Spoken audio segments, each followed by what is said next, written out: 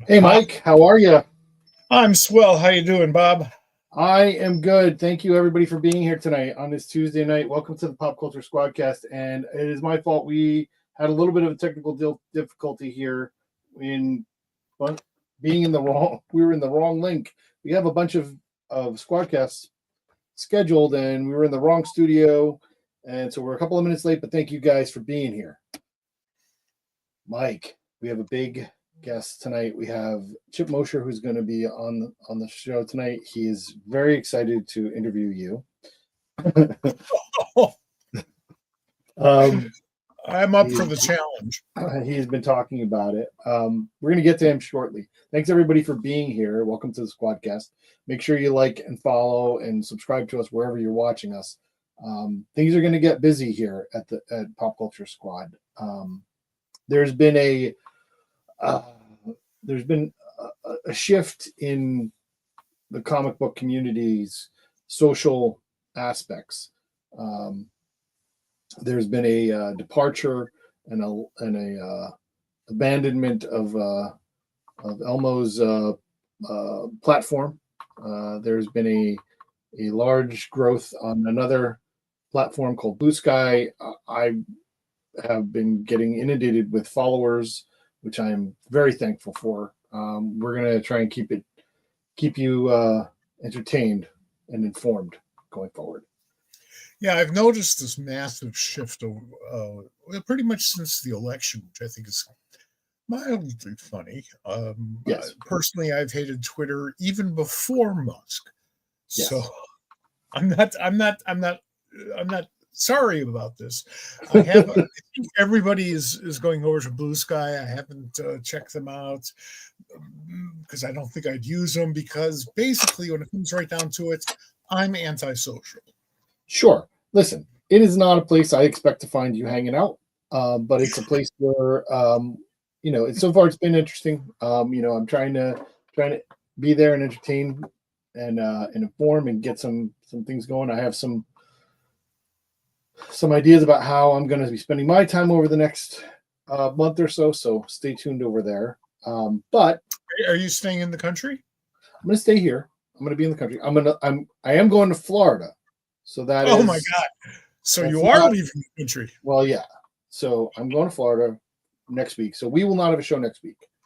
We're not having a show next week, folks. We're going to celebrate with family and try and not fight with family and try and have a good time, but we won't be here next week. We will, though, be here in 2 days. On Thursday, we're having a double show this week. We have Terry Moore on Thursday, so stay tuned and tune into that.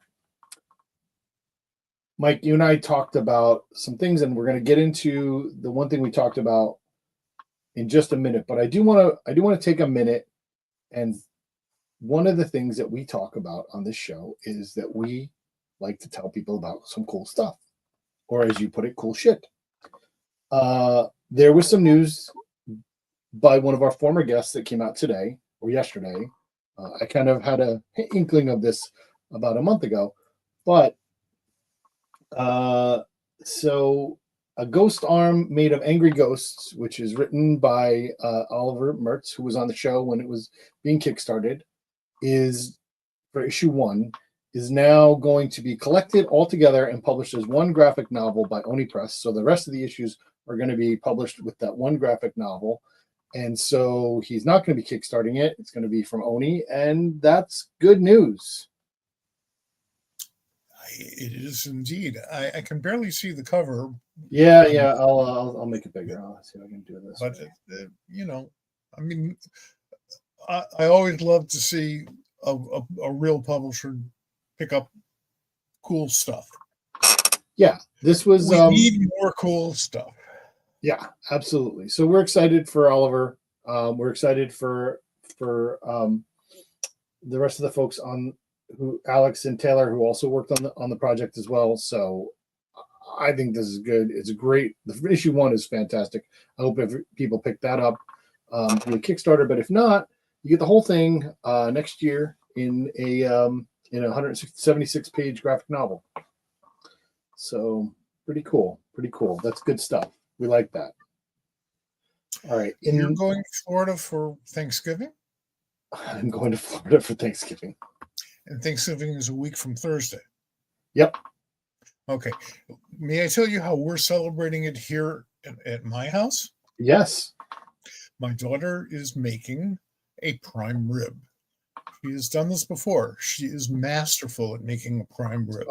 Listen. It's a lot of food for two people, but personally, I'm planning on going into training and I should be fine. Well, we're having Thanksgiving on Thanksgiving. Well, we're doing it on Thanksgiving too. On at my father's house, we're gonna have Thanksgiving, and that's on the West Coast by Fort Myers in that area. And then on Thursday, we're gonna have Thanksgiving at Sherry's family's house in Miami. Uh-huh. So we're gonna have Thanksgiving Thursday and Thanksgiving Friday. So I think I need to do some training as well. Yeah, it's I can't help but wonder, like, what is RFK Jr. thinking about turkey? Well, he's thinking about a Big Mac is what he's thinking about. Well, he's thinking about how to get rid of that Big Mac that his boss made him eat. That's just the funniest thing I've seen forever. And I love a president with a strong fuck you attitude, you know? He's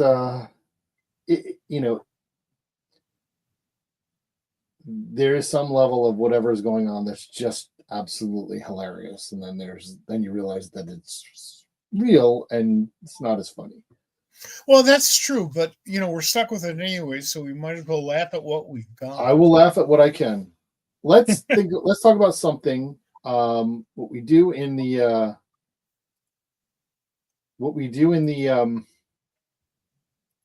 opening segments. Let's talk about some film and TV news. We're not going to talk about new number ones tonight. We're going to save that for Thursday night.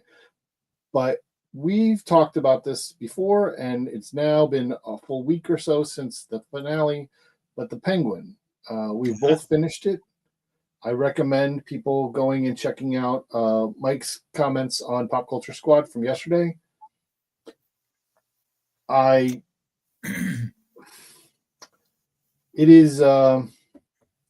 It was a fantastic show. I agree. I am going to read just a bit one thing.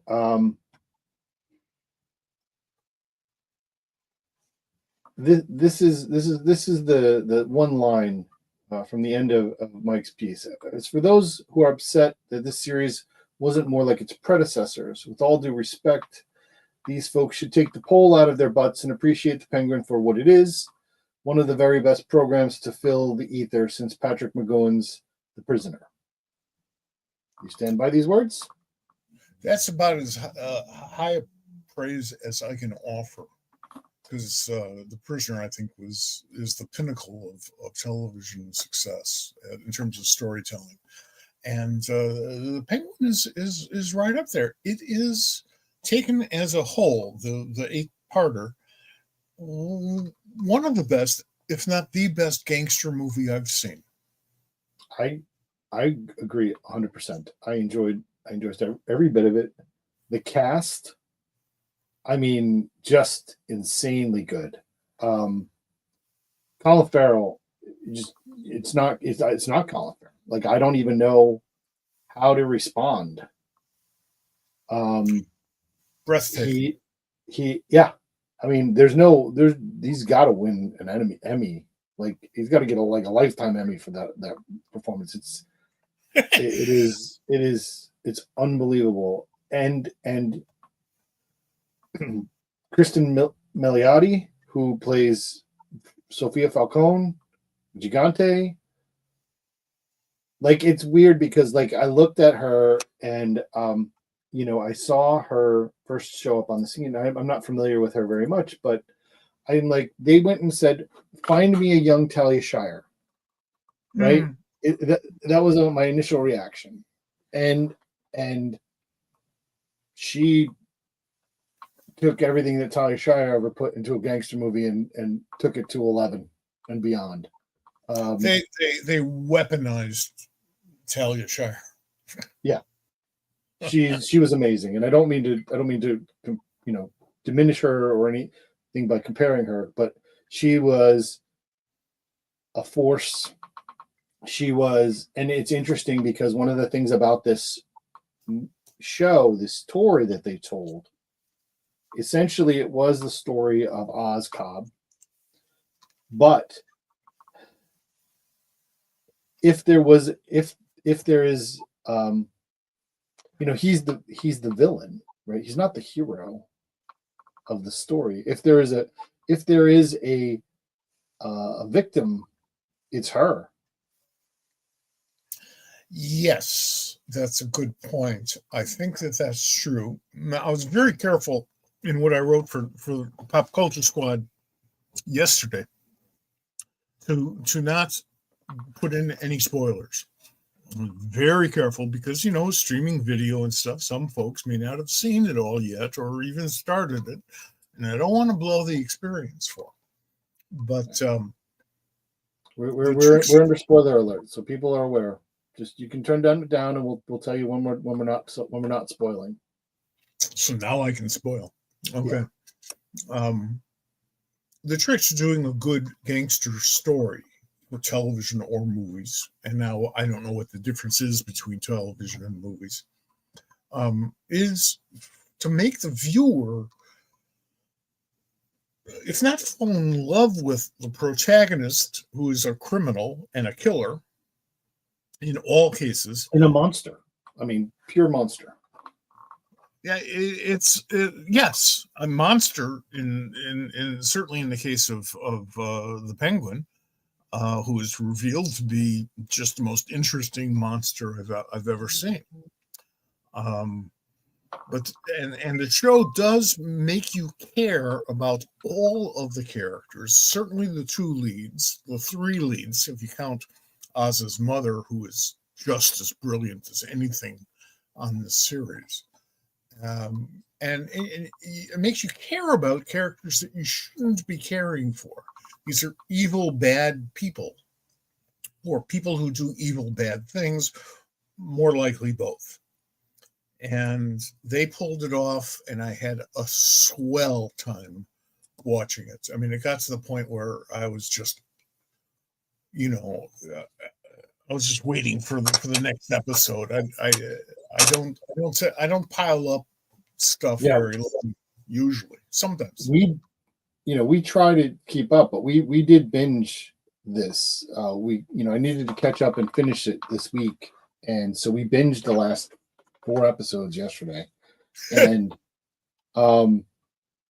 and Sherry was struggling at one point. She's like, I can't. It's too much. It's just nonstop chaos and strife and all the rest of it. It was hard. This character, this actor, Renzi Felice is his name. He's fantastic. I mean, it was interesting because, and this is a little spoilery, like he was Jason Todd, right? Because he became Penguin's, apprentice, associate, while he was trying to boost his rims, right? I mean, that's Jason Todd to a T. And then there's a scene where Sophia walks in and she's holding a crowbar, and then they cut away. But like that was a nod to the crowbar. It was smart. The things that they did to tie it back very, very innocently and not hard. And there was no, we have to make this look like Batman and all these things. They didn't do that. There were nods. There were things. They're like, oh yeah, that it's in Gotham. It takes place in Gotham. The Elliott Bridge is a nod to the Elliott family. There's a. Did you catch the name of the airport?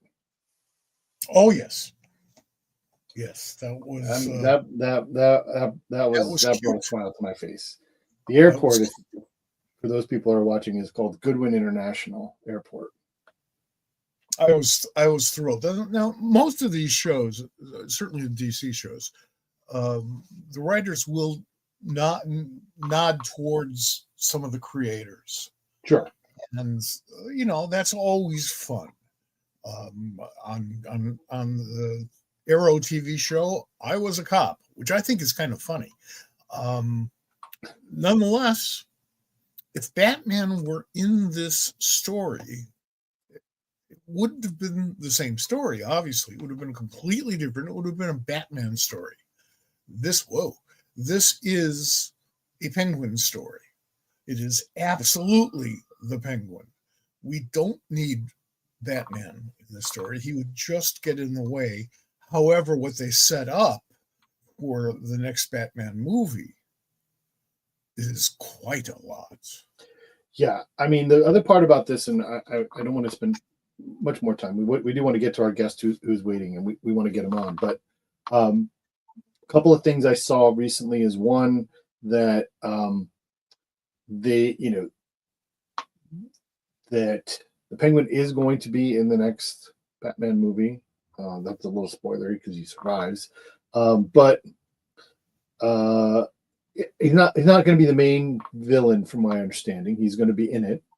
But one of the things that they had said, or that Colin Farrell had said, was that he was like, I got to be done with this. Like, I had to get back into that suit. But at the end of the show, he said he would be interested in a season 2. And Matt Reeves has said that there's room for a season 2, that there's some thoughts about it. And I think that would be fantastic. Hopefully they could give another shot at, some of the best stuff. Hope so. I mean, I don't make predictions when it comes to Warner Brothers because everything changes every couple of days when they sell the company to somebody else. So, or try to. Sometimes they don't actually sell it. Or try to. Yes. Yeah. I mean, obviously, I hope for the best. I think it's kind of funny that if they really want to do something absolutely stunningly brilliant in the DC movie stuff, that they're doing it. It's being done not by James Gunn, but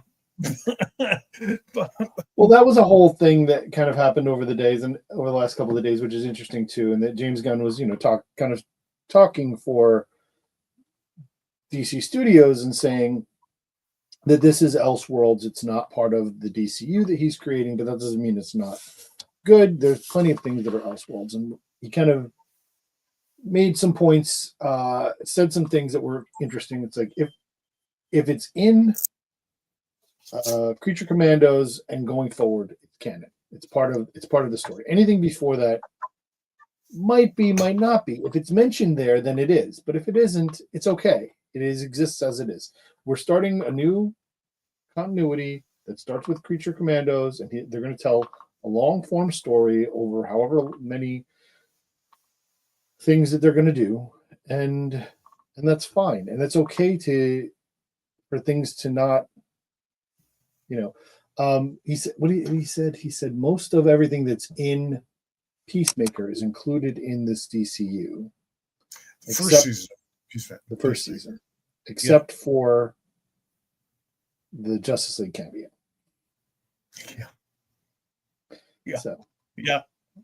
Yeah, that makes sense. That doesn't. We'll see. That's not real. That didn't happen. But they're going to apparently explain it. We'll see how they dance around it, and I'm sure. I'm sure it'll make sense. Well, everything in comics makes sense. I should also note that the guy who voices Rick Flag in Creature Commandos appears in Peacemaker 2, the second Peacemaker series, in live action. Right. And that's part of the plan, right? Yeah, and they'll bring Boimler in later, I think. So So, all right. We fooled around long enough. I want to bring in our guest. Our guest is the chief creative officer at DSTLRY Media, and DSTLRY Media started or was announced 18 months ago or so. I remember when it happened, and when it happened, we immediately, you and I talked about getting Chip on the show. We wanted to do that. It has taken this long, just because that's the way things work. But he's here, and I'm going to bring him in, and I hope everybody will give us a good welcome to Chip Mosher.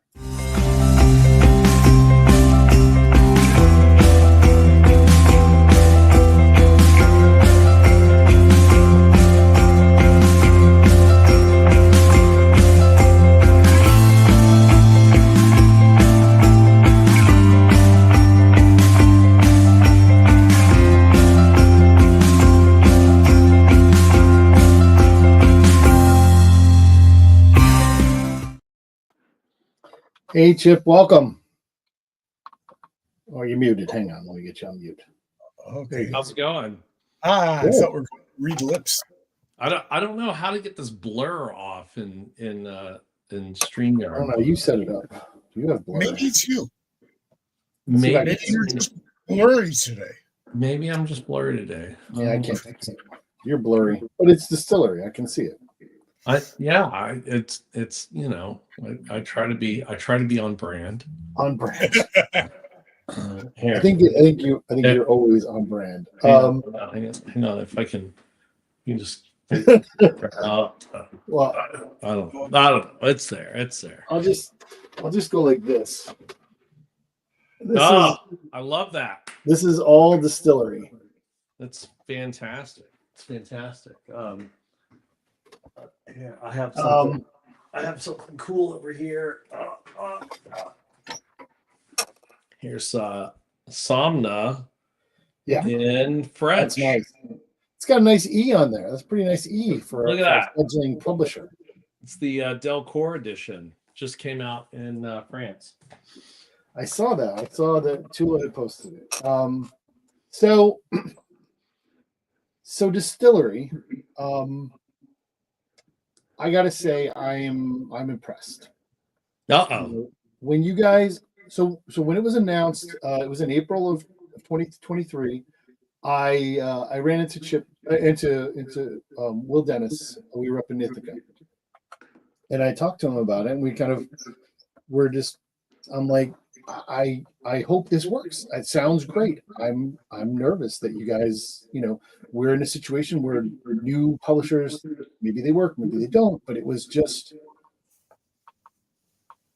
He's like, we have a plan. We're gonna see what it is. Everybody seems to be involved, and let me tell you, the fact that you guys have produced the level of the amount of material and the level of material in the time that you have is impressive. Thank you. I appreciate that. Well, you must have quietly taken a running start. It's because you guys have produced, as Bob just showed, a lot of material. Yeah, we have. I have, a lot of these people, at DSTLRY, David, co-founder, David Steinberger, and I worked with at Comixology Originals, and and we had a great time over there before all the mishigosh with Comixology and getting integrated with Kindle, and so we had through that experience, I worked with Will over there and other people, and we had a lot of deep relationships with the creators and with Scott, and obviously I'd worked with Francesco Francavilla before on my book Left on Mission, and yeah, so it was it was pretty fantastic. We came up with the business plan, did a couple of weeks out in David's uncle had a little cabin in Montana, so we went out in Montana for a couple of weeks and just knocked out a really full-fledged plan, and then had a roaring start, signing up creators, getting them going on stuff, and here we are. Where'd you get the name? You know, I have a I have philosophy uh, about names where, you know, I think the context around a name makes it cool. And all my names that I ever come up with are really great, you know, for like 13-year-old boys that grew up in the 80s. And so David Steinberger and his wife, actually, you know, David and I are big bourbon fans. And so he came, it's like distillery, no vowels. And I was like, great. We can make that cool. I can make that cool. And you know, we worked with Michael Beirut at Pentagram for the logo design, which is great. He's uh, you know, celebrated, you know, logo designer. You know, he did like Hillary Clinton's 2016 campaign logo, and we got connected to him through some people, uh, and you know, convinced him to work with a startup company that didn't have a big budget, and you know, and got this cool logo that, you know, There It you is a go. cool logo. there you go. I mean, it's a cool logo. I will It's not absolutely a look at it. tattoo, is it? It's what? Not a tattoo, is it? No, Oh, good. no, you know, and so yeah, I mean, it all just really came together. You know, one of the great things about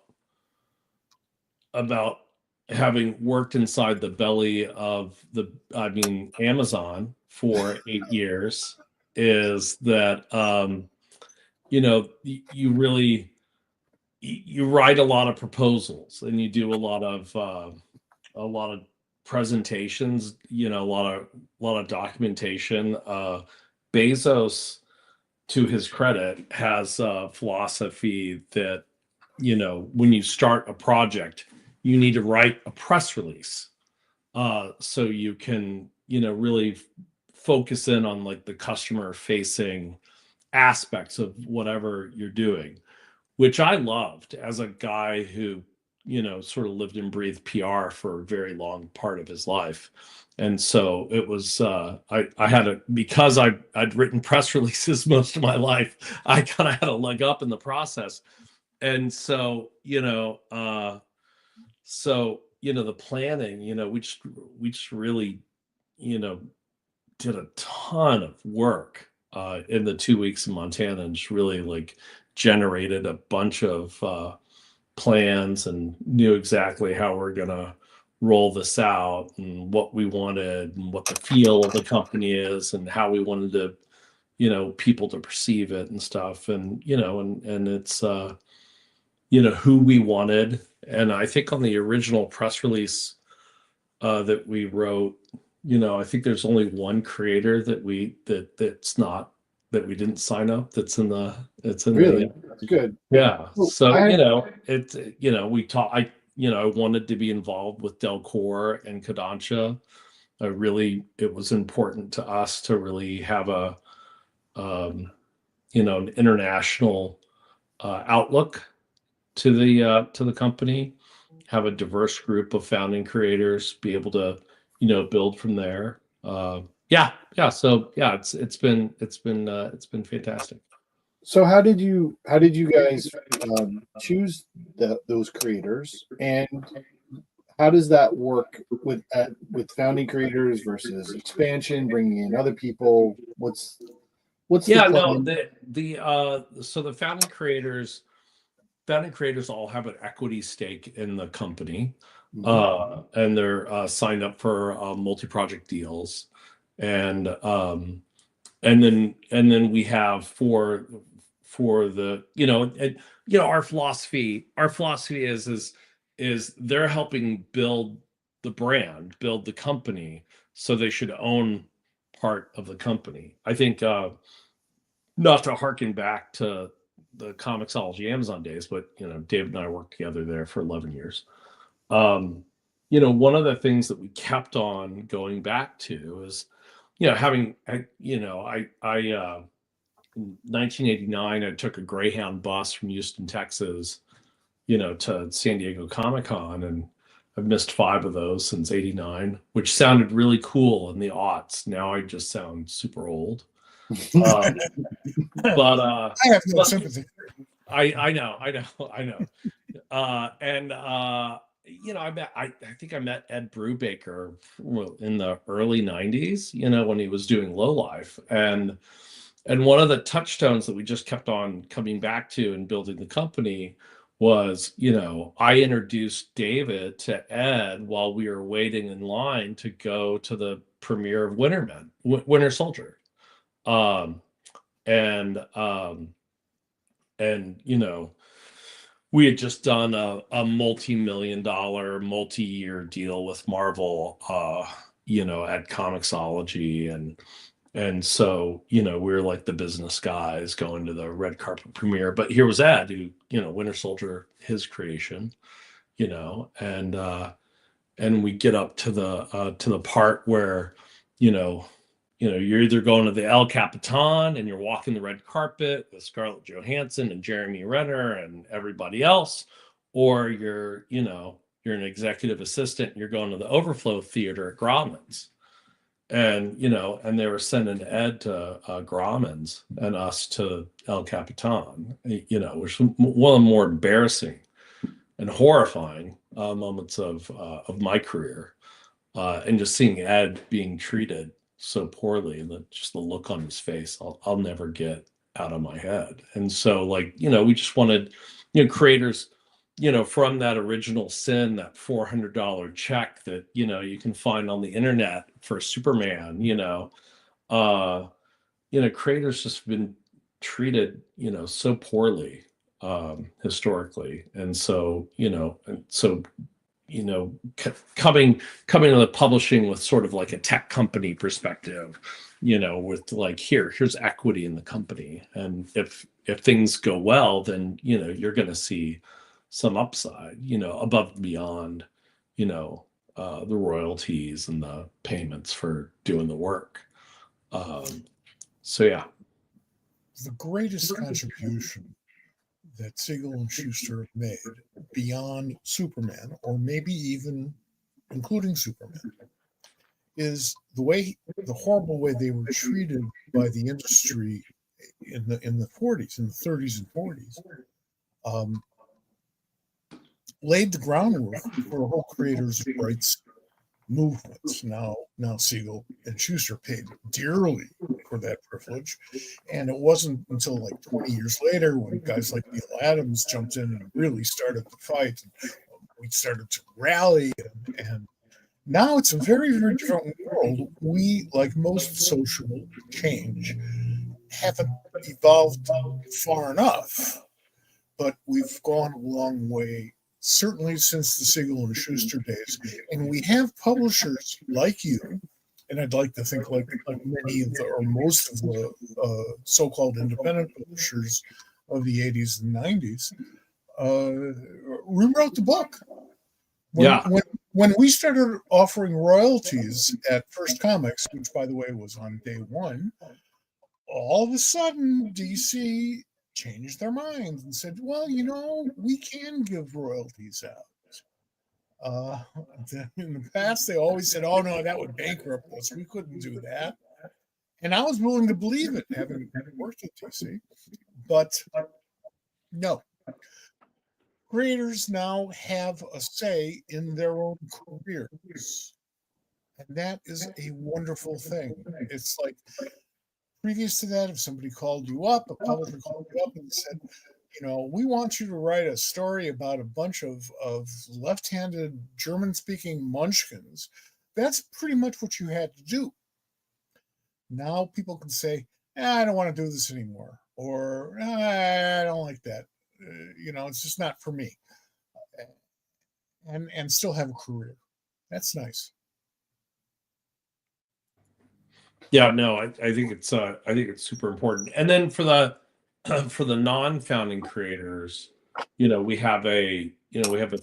set aside 3% of the company for the first 3 years of equity, that everyone participates in.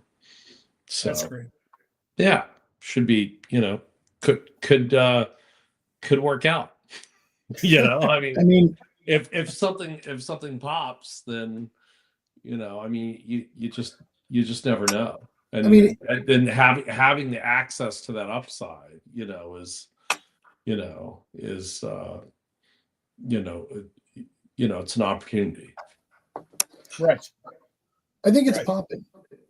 And I want to, like, we talk about comics every week. We talk about different things. We talk about why, different companies and what they're doing and what's interesting and what's not. And there's a lot of interesting things going on in comics and new companies. You guys are one of them. And there's things about the way you do things that are a little different than some other things that I really enjoy. One is, I'm friends with a lot of your creators, and I talk to them and I see them, and I can see the excitement in them, which I love to see. Just they're like, this is not a work for hire gig. This is not something where I'm hoping that somebody else is that are going to get paid on this contract. There definitely seems to be excitement from them, and the other part is, and I don't know how this is working. And I'd love to know from you. Like, I see your marketing's plans Yeah. all over the place. They're all over social media. I see them. I know Paige. I know Maggie and the people that you're talking to in social media. Is that working for you guys? Do you get are you getting results from that? Yeah, Adam Friedman at Prana Direct Market Services partnered with Brian Garside, who runs Managed Comics, and they did a survey of the pre-orders, the subscribers, and they looked at the publishers by revenue, and we're the number 9 publisher by revenue for comic shops already in year 1. How many publishers are on that list? Top 10 list that they did, but it's Marvel, DC, Image. I think in the obviously we're doing $8.99 44-page prestige oversized single issues, but so this wasn't the units chart. This was the average dollars per store. And it's interesting, the retailers that really get behind the books and really are supportive do incredibly well with our line. The Aton Manhoff at Capes and Cows in Oakland is our number 1 non-chain store. He just sells, he was really excited about the Devil's Cut, our first release, and just really pushed it hard, and it's paid dividends for him, like, for the rest of the series. And so we're a big revenue generator for his store. And then my fiance Jen, her store, the Dragon, we're the number 4 publisher by revenue for her store. Now, I can't ask every store owner to marry me, Sure, but Well, that might be a new marketing plan. Smart move. Yeah, no, but no, obviously she has a vested interest because we're together, but she loves the product, she's supportive, stocks it well, and it pays dividends. There is no stronger sales force in the American comics field than the people who work at, and certainly the people who own the comic book stores. Because Absolutely. if they know their customers, and they walk in and say, hey, you know what's coming out? You might like this. And then, there's a lot of new stuff out there from a lot of different publishers. and finding your way through the morass, takes an informed mind, and that mind exists at the comic book store clerk level. We could do all of the ebook stuff that we want, and I'm a big believer in that because I like trees and oxygen, but and comic books work against that. But the greatest sales force that any of us have are those men and women who work in the comic book stores. Yeah, no, I really, I mean, I worked retail for 4 or 5 years, and so it was, yeah, it was great.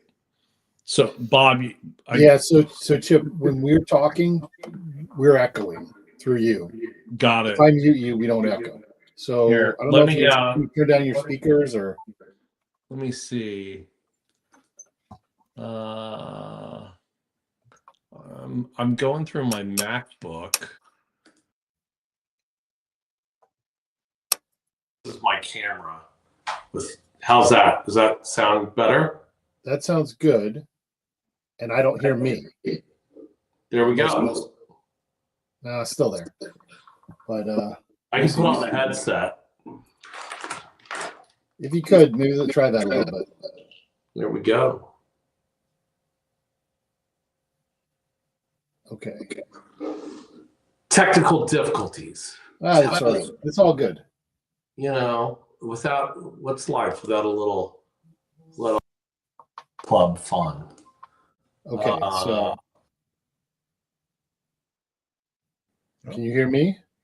Yep, I can totally hear you. Oh, you sound good, and I can't hear me. So that's perfect. Thanks so much for doing that. Fantastic. I have these fancy bone. They're very fancy. Headset. They're very fancy. I'm fancy. But yeah, so the audience, marketing, the audience approves. The audience loves it. That is better. I love that. That's a great comment. Yeah, the marketing. I mean, one of the core, ideas, at Distillery that was taking that creator owned model. You have tons of creators out there. They like to work with the editors that they like to work with. They're either working with Will or they're working with, Greg Lockhart, who's now at Tiny Onion. Both of them have Chip been on Zdarsky. Chip Zdarsky's working with Allison O'Toole. Ryan Stegman's working with Tyler Jarek. I mean, people, the creators, when they're doing their creator-owned work, they have their freelance editors that they want to work with. And so instead of staffing up editorial internally, what we've done is staff up on the marketing and social. And so and I think as an acquisitions editor, which is one of the hats I wear, I think the thing that differentiates us as a group and me personally is, we're always talking about the marketing plan. Not that like, oh, this book is unmarketable. It's like, how do we market this book? It's like, oh, this is a cool idea. What's the marketing plan? What's the angle? And we have a trailer house. We're doing trailers for every book. What was the plan? Sade Page, like pulling her in, using other comic book influencers, Sean Edgar, who's our marketing communications guy. Sean did a great job with Kurt Pierce's Olympia at Image, and Kurt hooked me up with Sean for my Kickstarter when I did Blacking Out. Sean just did an incredible job, and and he used to work for Paste, and that was a reporter / managing editor, and so yeah, I mean, I always I always, one of the things I think about in the back of my head is these people, these creators work so hard on these books. Mhm. And, and these, especially, and Mike, this as an old PR guy yourself, these these artists, they sit, if they're a page a day, then it's like 8 hours a page, or maybe they're faster, maybe they're slower, but it's like the least you could do is try to spend as much time promoting the book as they did putting the work into the book. Now, you're never gonna do, if you're like a 44-page book, if you're a page a day guy, you're never gonna do 44 days of marketing and PR.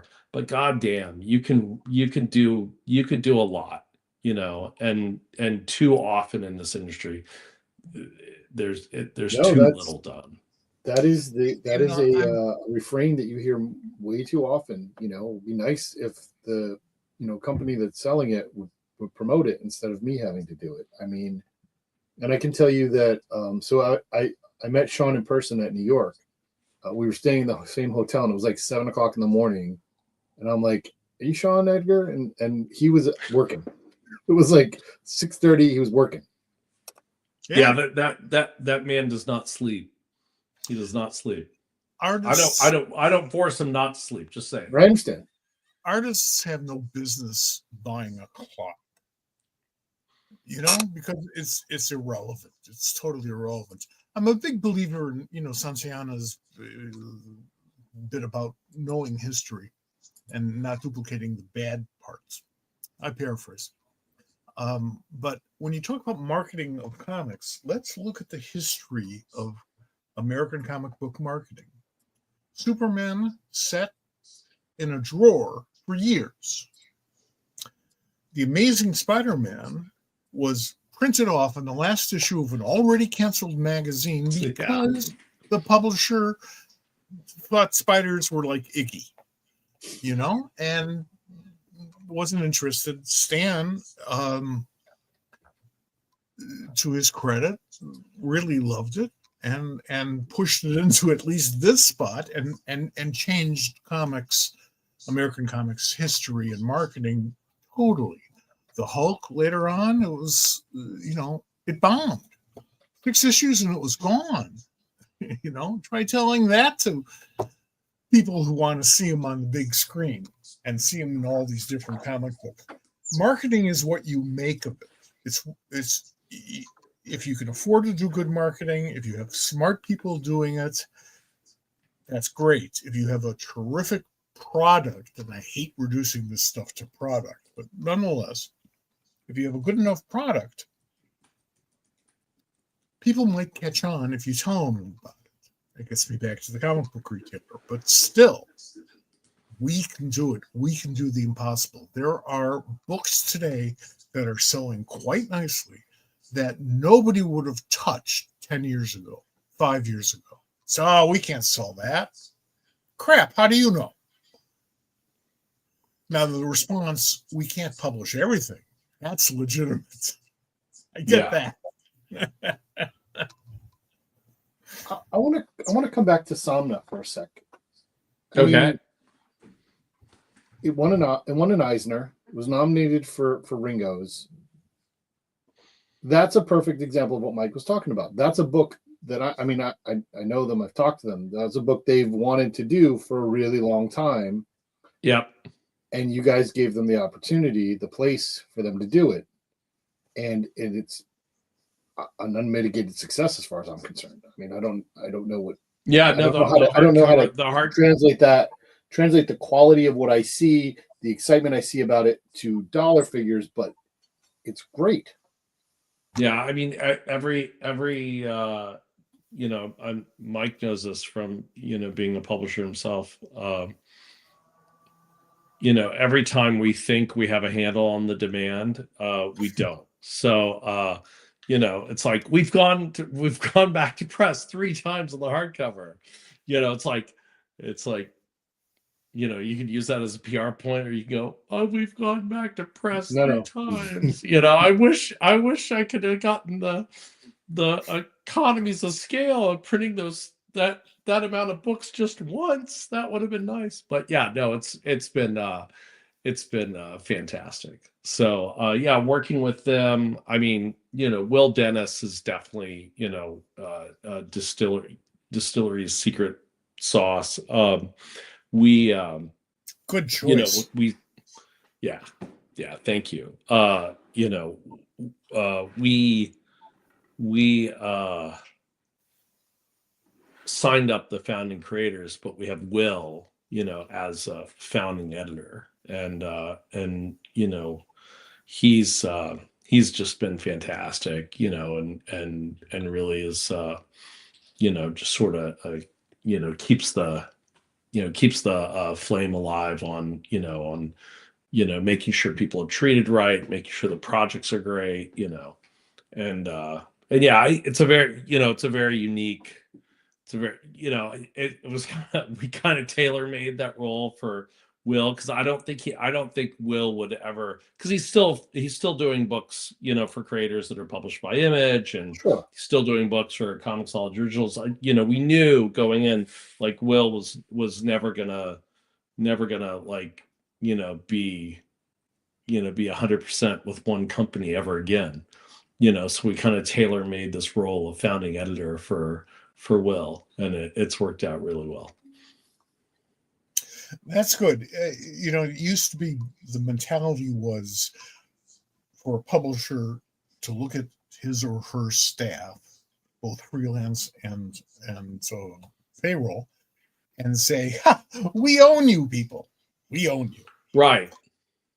And that's a throwback to the original days of pulp magazine publishing and cockroach capitalist publishers, which I've romanticized, but they're not great people when it comes to like being able to pay everybody on time, because sooner or later they run out of rope. So the trick is, in today's environment, which is totally different, how do we attract, maintain the good people? Well, the great people. Well, you don't make them go do the same book every month for 20 years unless that's what they want to do.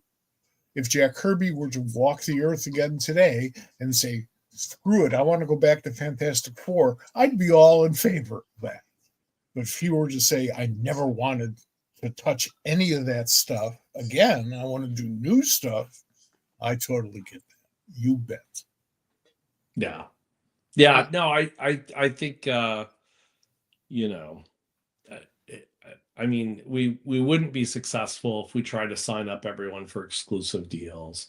Will would be, you want Will being able to, go back to DC and freelance if that comes up, or, work with people that are working on books at Image or Comicsology Originals or whatnot. You want, him to be the guy that all the creators think, oh, I have, if I go and talk to him, I have like 4 avenues of possible success, just like being prescriptive. Yeah. I just, it's more of a kind of a big tech company, kind of stance more than, a traditional, publisher. I think one of the things also that people get stuck in a trap is, like, oh, these are the distillery, the distillery creators, or when we're at Boom, the Boom creators is like, they're all freelance, Yeah, no, right? So, I mean, and I think you lull yourself into a false sense of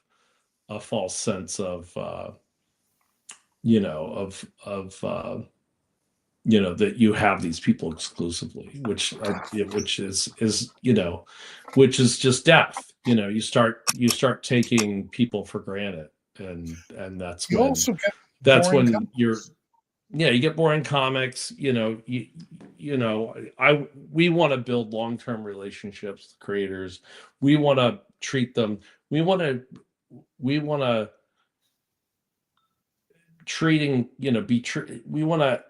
the creators right, where, it's not like we're forcing people in exclusive relationships, but we're the place they want to come first. we're the place that, that they would like to work exclusively for, not that they have to, so. Right. You're not going to see fans of your imprint the way Marvel had seen and still to a considerable extent still sees. I'm a big Marvel fan. I'm a big DC fan. Well, we're going to beat you up. Okay. Yeah. What does that have to do with good storytelling?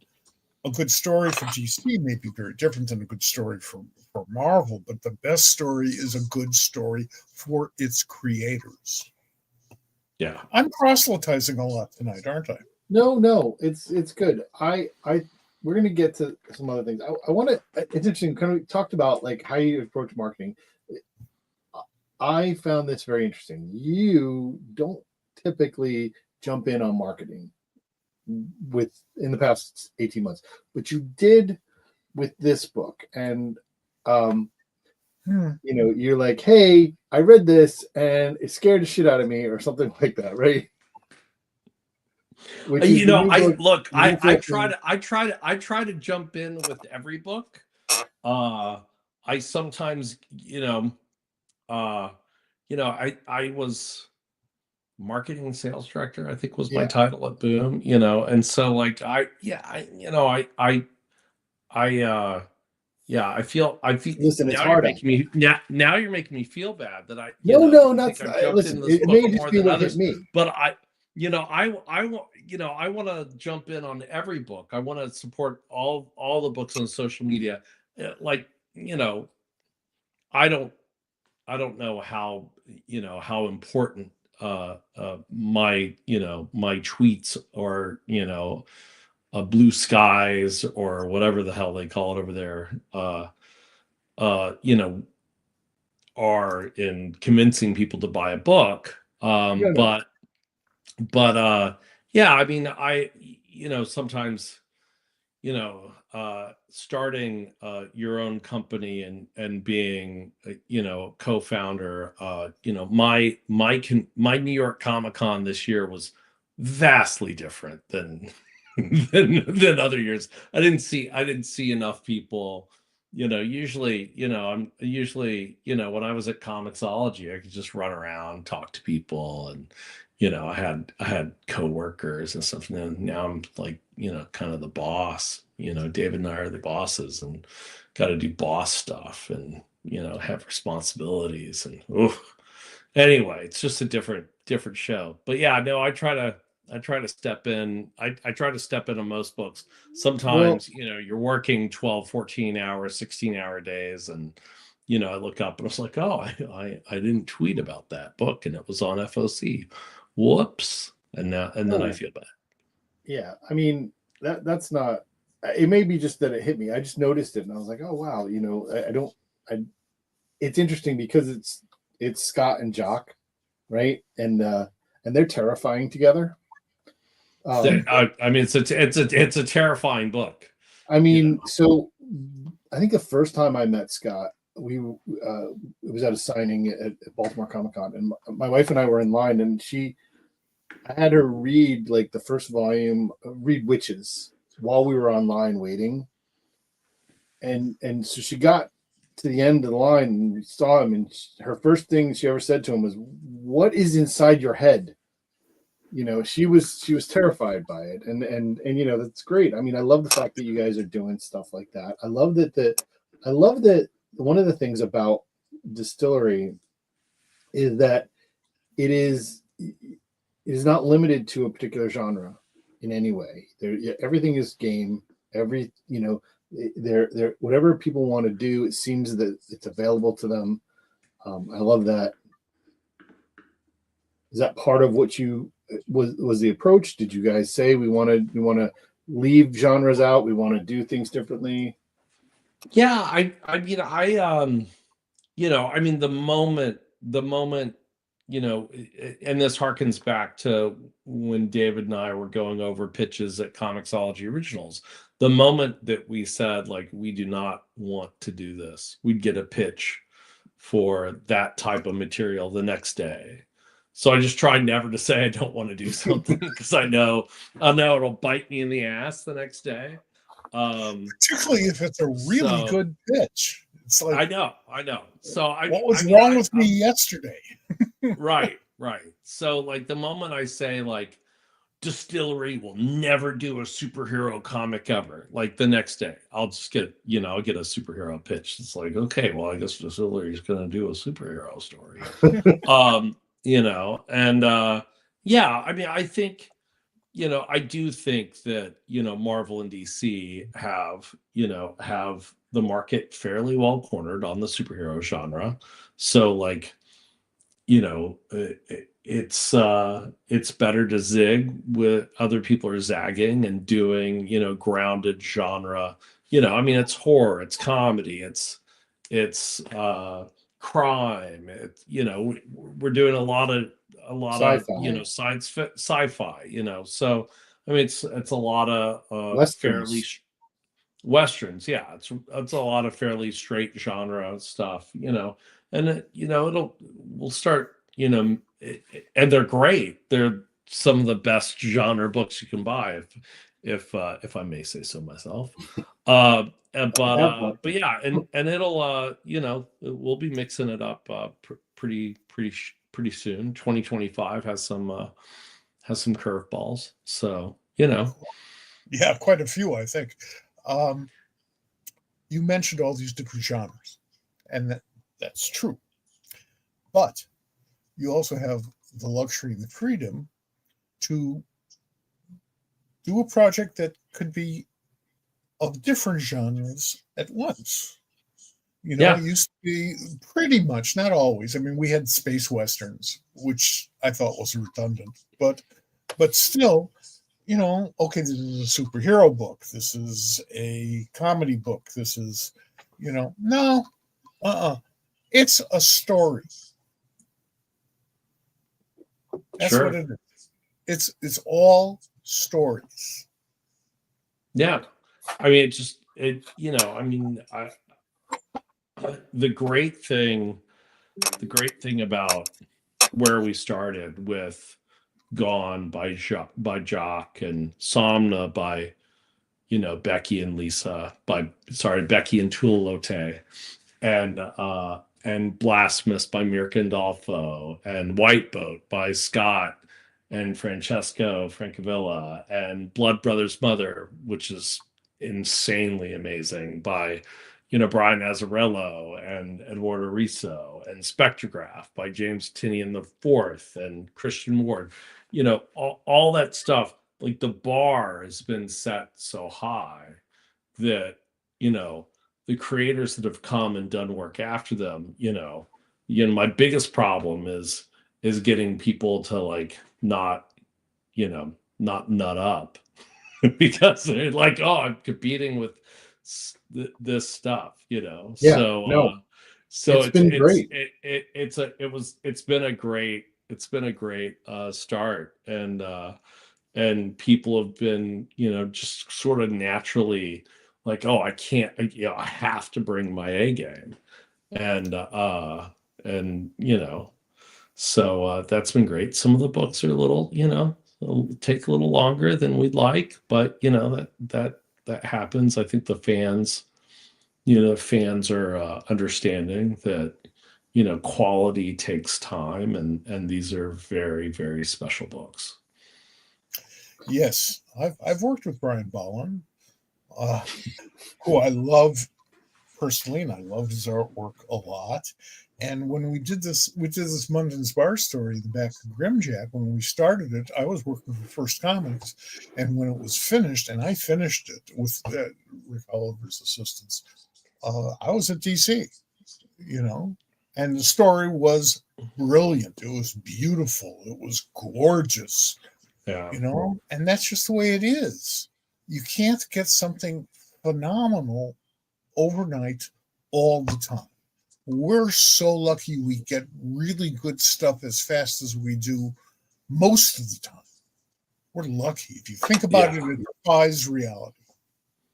Yeah, it's it really, it's funny because like I hadn't been in print publishing since 2011 when I left Boom for Comicsology. But it is, the pace of monthly, even bi-monthly publishing, it's relentless, Sure. and I love it. I love the pace. It's great, and it's so fast. And it's, as someone that lived in Los Angeles for 20 plus years, how many people that I know that, spent months on a screenplay, and then 10 years later, they're like, yeah, it's in a drawer, Yeah, yeah, that's I mean, sad, but great. that's the deal. That's the deal, right? And comics, man, you're writing it 1 month, and then it's out the next. It's amazing. Some of the best training I had for my role as a comics person was the fact that I started out in journalism and in broadcasting. Now, if you're working for a newspaper, you've got these deadlines, and there's no negotiating. If your show starts at 12 o'clock, it will start at 12 o'clock, whether you're there or not. Or 8 o'clock, how it may be. Or 8 o'clock. I mean, that's right. It was funny. I was on the student paper in high school, and last year of high school, we were still doing pay stub, and I came back to visit, the next year, and they were just doing it all on the whole layout all on PageMaker or whatever. Yep. Right. On like old Macs, and it was like, oh, like we were doing it on PageMaker, but then like printing it out and like pasting it, and it was, I'm sorry. Go ahead. When I started out in the Chicago Seed, and that was like late December 1968, we were doing pay stubs and stuff, and I noticed the greatest advance in doing that type of work was spray glue, which is the most evil shit in the world. Why? Because you spray it, you glue it up, and it's cool. This is before waxers, and it's just like candlestick telephones now, and you had to spend like 5 or 6 hours just getting that spray glue off your skin, what little skin you might have left. PageMaker was a revolutionary force.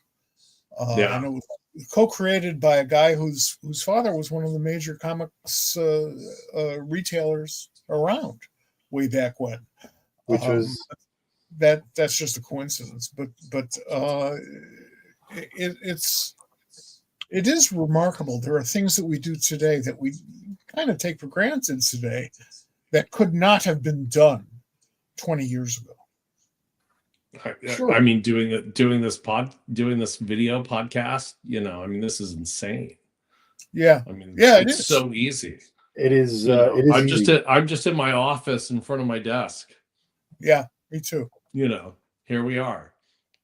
Yeah, it's crazy.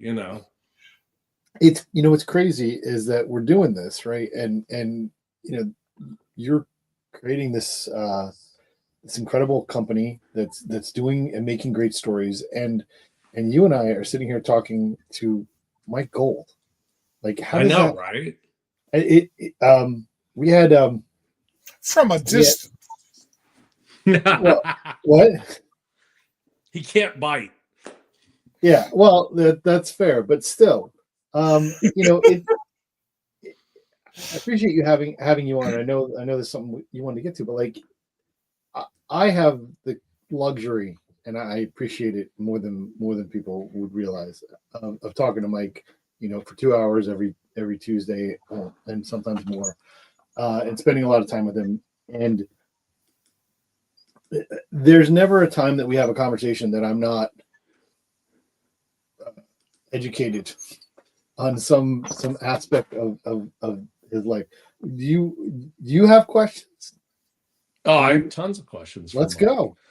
Let's go. So how much about Mike's Chicago 7 stuff have you gotten into pop culture we squad? mention it at times. We try, we touch upon it. It's kind of hard for me to avoid, because all that stuff is part of history.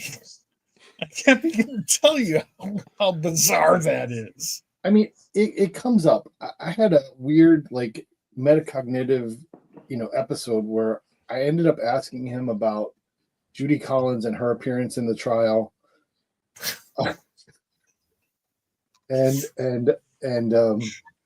like stuff like that happens, and then you'll find out that, like, he had Casper Weinberger at the Playboy Mansion and stuff like that, or Playboy Hotel in Chicago. Did you know about that? Weinberger was I had him served lunch by Playboy bunnies. That's an achievement. Well, I in the mid 80s, there was a Chicago 7 show on HBO that I saw as a young tyke, which really imprinted on me, and so I had to track down a bunch of Abby Hoffman books as a young teen. So when we talk about marketing, my bellwether for anything I do in marketing is I always think about what Abby did on Wall Street, and then panhandling all day for dollars, and then going to the stock exchange and throwing $101 bills on the stock exchange and stopping the stock exchange for a good 15 minutes while everyone was scrambling to pick up the cash. Yeah, we cost capitalism millions and millions of dollars just doing that. And by the way, they put up glass now. A glass, yeah. So my bellwether for all the marketing is like, so with this little money, am I having this great effect? One of my favorite books is I know his autobio isn't 100% accurate, but soon to be a major motion picture is one of my favorite books. And then somehow, did you know Michael Horowitz, who was Leary's archivist, who had flashback books? I think he still has it. He's Winona Ryder's dad, which is a fun fact. Yes. Yeah. So I used to. So when I was in high school, I'd order books, and I have. I guess Anita Hoffman lived across the street from him, so I have like the Letters to America that's signed to me by Anita Hoffman, part of my my collection. One of the best pseudonyms ever was Anita's first work of fiction. The book was called Trashing, and the pseudonym was Anne Fetterman. That's amazing. That's amazing. It was published by Rolling Stone. Yeah, they published a bunch of books, right? Rolling Stone and Playboy. Yeah, I mean, what's a kid? Williams was art director for Playboy Books. Oh man, who was? Skippy Williamson, the underground cartoonist, and good friend, and old friend, and now late friend, sadly. I actually got Skippy to do a Munden's Bar story for me, and I was thrilled. So was it you that told me Abby Hoffman's favorite comic character was Iron Man? Yes. Yeah. Why is that? No idea. Really? To tell you the truth, I have very little idea why Abby did hardly everything he ever did. It wasn't impulse; it was genius. He knew how to get the point across and make you want to listen because it was clever and different and funny. You know, the political stuff at the time, there's no sense of humor until we came along. And I'm really proud of that. We lightened up politics, and attracted a much larger audience for it. And that, my friends, is marketing 101. Yep. Absolutely. Yeah. That's fair. What was so there's a comment in the question here. It wants to know what your favorite comic book was as a kid. Is that for me or for you? Yeah. I know Mike's. Oh God. You know, I had so many. I mean, I was like a weird, no surprise, weird, precocious kid, that was obsessed with the, crazy. I was obsessed with the, student movement of the 60s and the Reagan 80s in Texas. So you could, imagine what that was like. I was a big, I got in through G.I. Joe, hopped to X-Men, and next thing where did you come in on X-Men?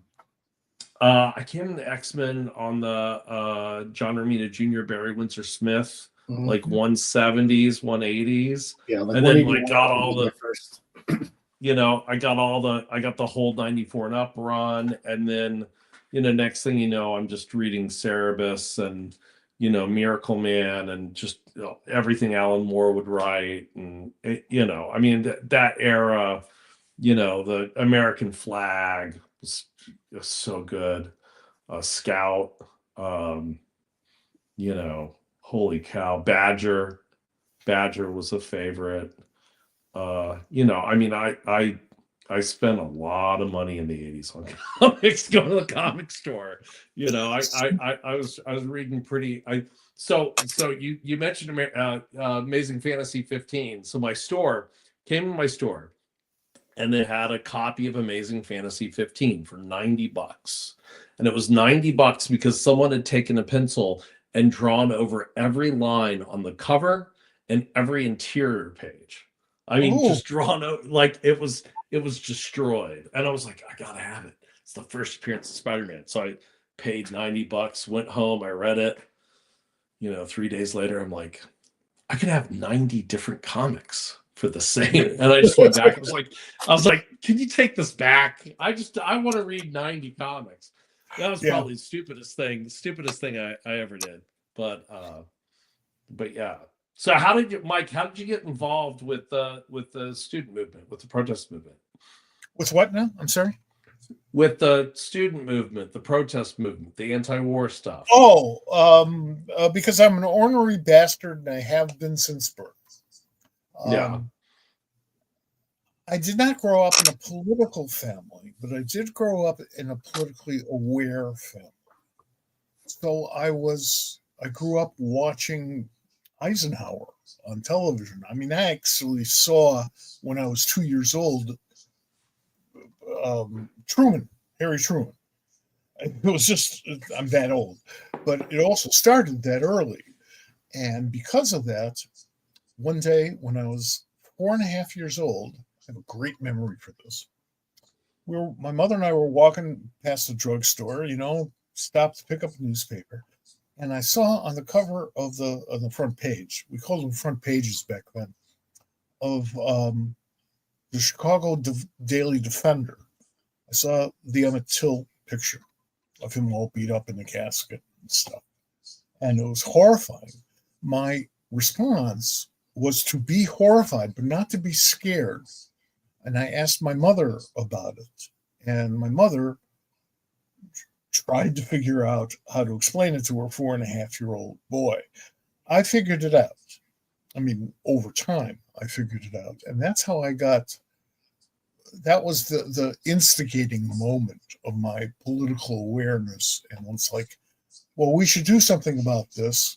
And then along came, 10, 12 years later, along came Abby Hoffman and Jerry Rubin, a bunch of guys. And that's when I learned, hey, and it could be fun.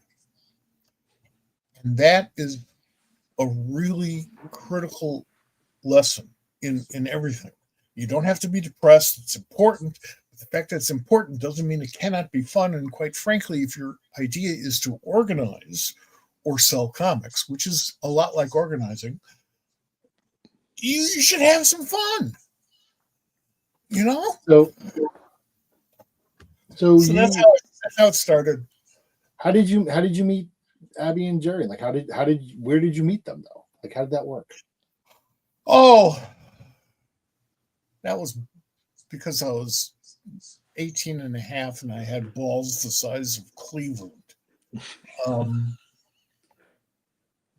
I got into the school thing in college of where like they will just give you credits for what you do. Buckminster Fuller was my advisor, and that was just dumb luck and unbelievable luck. And we put together this whole program, and a lot of my writing and my political work came out of that program.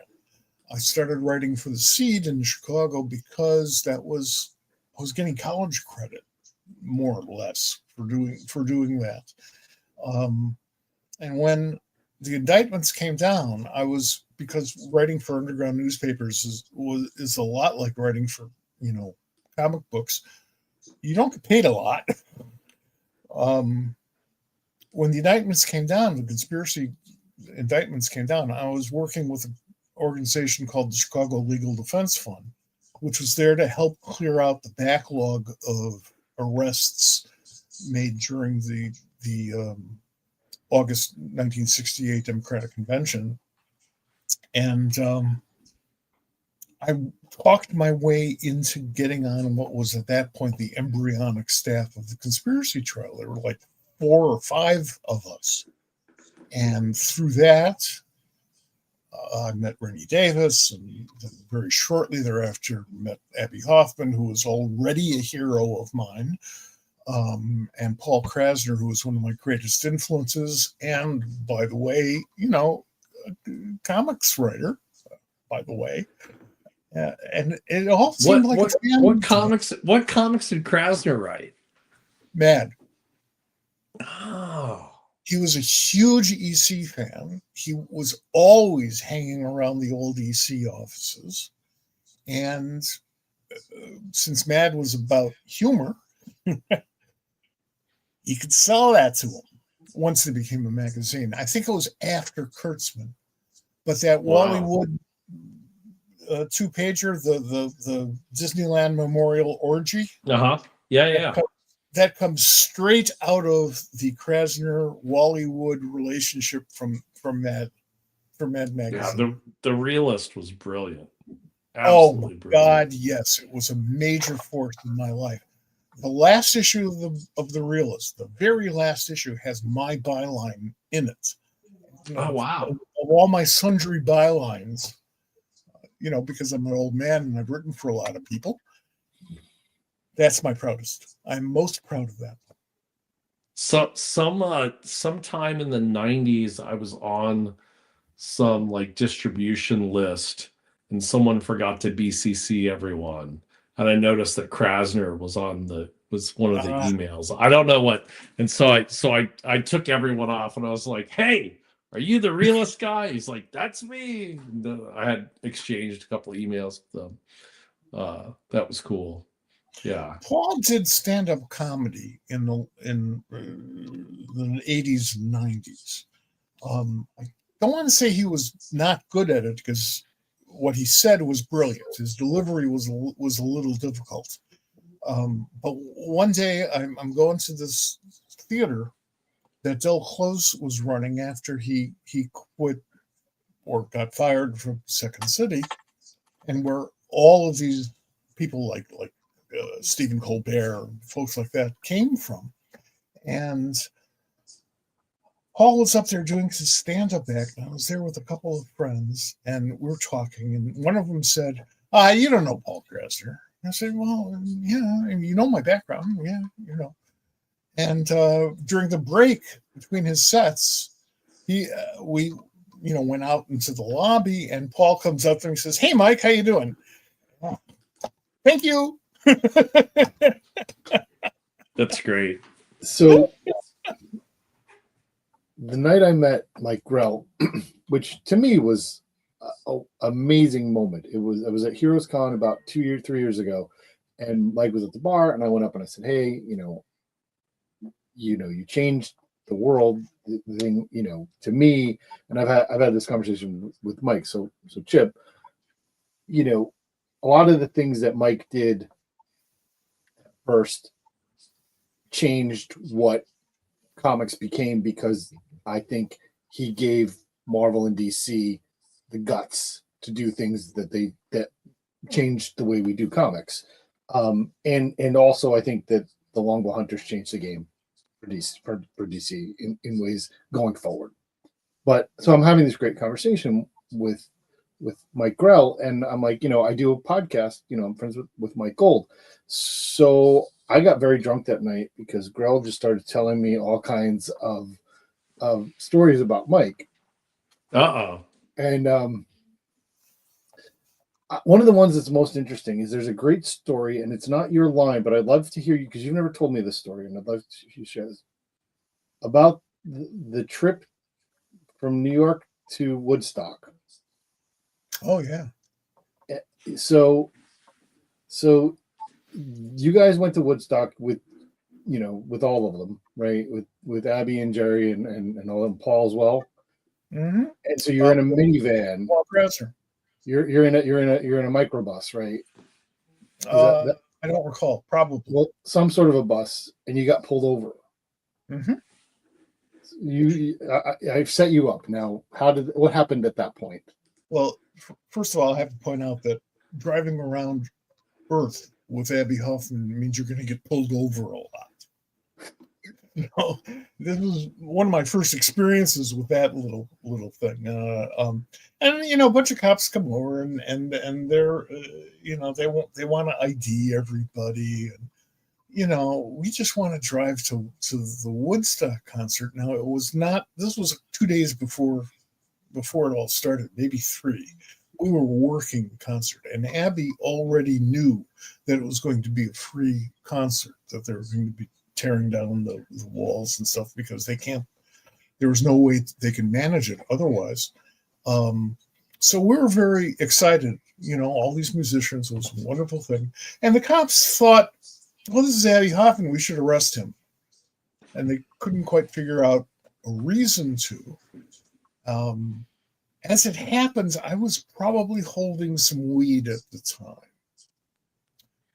So, I'm trying to kind of distance myself from all of this.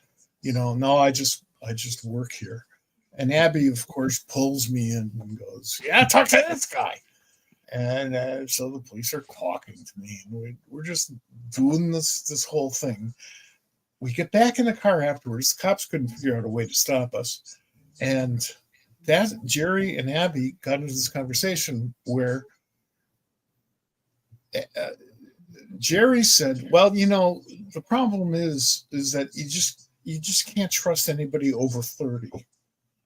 And Abby's response was, or under 30. And yeah, I got that. Okay, that's fine. That's set up a certain mentality and a certain attitude. Woodstock was fun. Coming back was even more fun, but that doesn't involve Abby. We came back. A friend of mine and I left the thing early, about 2 or 3 hours before it ended, and we hitchhiked back to the bus station and took the bus back to New York, and we were hungry because all we had for the previous 3 or 4 days was mud. And for those of you who've seen the movie, you'll understand. We had a lot of coins on us, though, because my friend was in charge of selling the buttons and the posters and stuff, to raise money for the trial. So we had like billions of dollars worth of nickels. We decide we're full of mud, head to toe. we decided to go to a steak place nearby on 8th Avenue and around 43rd Street. It was a very, very good steak place. Why they let us in, I have no idea. Because we were hippies and we were dirty hippies. I mean, literally mud hippies. And we ordered, good meal and all that. And we weren't going to pay. They wanted to do that. They wanted to deal with us as people who couldn't pay. And they put that on the check, which was probably for about $20 or $30, which today means it would have been like $7,000 or something. And the guy there, the waiter, was very, very smug in his tuxedo and something. So just sort of waiting, like, ha ha ha, see if you can do this, kids. Boom. So my friend and I just looked at each other. You know how they put the little check on top of those little plastic things, little plastic trays? And we just started pulling out nickels and quarters. And we had it all piled up on this tray about a foot high. And it was exact change, And then we start looking at each other and says, well, we probably should add a tip here. Yeah, how much should we tip? And the waiter's just standing there amazed at the whole experience that he was told to start. So I go around to a couple of other tables, like, hi, you enjoying your meal? What do you think we should tip? And finally the waiter was just like frustrated and pissed and annoyed. And he took his apron and he scooped up all of the change and he held up his apron and walked back to the kitchen. We had paid. We're fine. We left him a cash tip in paper money because that's sarcasm. And as we left, the maitre d', who seated us in the first place, God knows why, said, thanks for coming. And I said, the food was terrific. We're going to come back here all the time. We left. That was how I walked away from Woodstock. The next day, we were flying back. I was flying back, ran into an old girlfriend, which was wonderful. And her boyfriend, who she dumped right there on the spot, said, well, we're never going to get on a plane. We were all flying student standby in those days. And I said, we'll get on my plane. Stay with me and you'll get on my plane. And they said, why? And I said, just watch. And we did. There was nobody on our plane. We got on the plane. They said, how the hell did this happen? And I said, because I made reservations in the name of everybody in the phone book. Nobody showed up except us. The airline was like, there's millions of passengers and a lot of student standby passengers because that's the way they filled the plane. We flew from New York to Chicago for about $39, something like that. And my old girlfriend thought, this schmuck that I'm with, screw him. I'm going with that guy. It was just a fun weekend, I gave away the boots. Somebody wanted my boots, which were caked in Woodstock mud, and I don't regret giving it to her. That was nice. Anyway, were people, I just was thinking about Krasner, the sort of irreverent humor, Hoffman's irreverent humor. I don't think like the movement at the time, I don't think like they were like, people didn't like that, right? In the left. I mean, there wasn't, a lot of people didn't like the yippies. The old timers, we flew in the face of everything that they worshiped, which was some model of decency that I never understood. And I never found in real life, I should point out. Yeah, politics was a very heartless business then. It was very matter of fact. Yeah. We've got to do this. And that's ridiculous. You don't bring about change by boring people to death and making everything just seem dull. And Abby had that right. Jerry really knew how to play with that. Paul had been doing it all of his life, unknowingly. And they taught me. I learned from them. So we helped change that atmosphere. But I should point out that some of the so-called old-timers, the guys from the mobilization to end the war in Vietnam, street organizations like that, guys like Dave Dellinger, one of the classic pacifists, he actually went to prison during World War II because he was a pacifist, not because he was pro or anti-Nazi or whatever. He was a pacifist. He went to prison for that. Got along great with those guys. There were 2 or 3 people amongst the original 8 that I did not get along with for the very reason you mentioned. But the rest, we had a great time. And I am proud to say that to this very day, I still have Bobby Seale's recipe for barbecue sauce. Do you use it? Yeah, it's great. And it's organic. It's wonderful. A lot of work, but it was wonderful. So, I mean, I was at the right time, and I had the right attitude to get into it and a sense of humor. And that last part is something that I will never let go of, because the minute you take things too seriously, it's over. It's really interesting because there's kind of a theme here. Like those things that you learned at that point, you definitely applied when you said, hey, we can make comics differently when First was around. And I think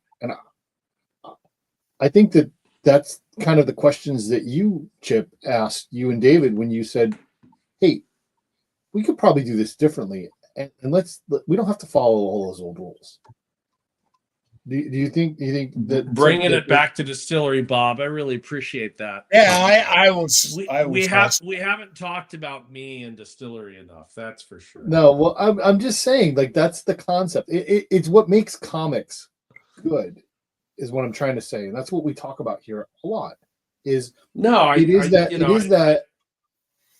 Comics is by its nature subversive, right? Absolutely. The concept of the comic is a subversive act. And so when it becomes an institution, you need to question that institution. I think that's a lot of the things that where we're going here. Yeah, I mean, it's funny because we standardized on the oversized format. Yeah, which perfect bound makes me have to buy different boxes. Right. Makes everyone have to buy different boxes, But yeah, I mean, I think the medium is the message. It's like, hey, bam, this is different. We're doing something differently. It's like we're treating the creators differently, the comics different, the size different, the paper quality is different, the price point is different. Here you go. So yeah, I mean, that was all like very, very much done on purpose. The thing that I think we tend to forget in 2024, I think that's the year we're in, is where all of that change in comics started. And now we correctly attribute that to Kurtzman and Mad Comics. And when they did Humbug, that was self-published. It was published by the creators. That's a remarkable thing. But the people who bought that stuff were the people who wound up creating underground comics.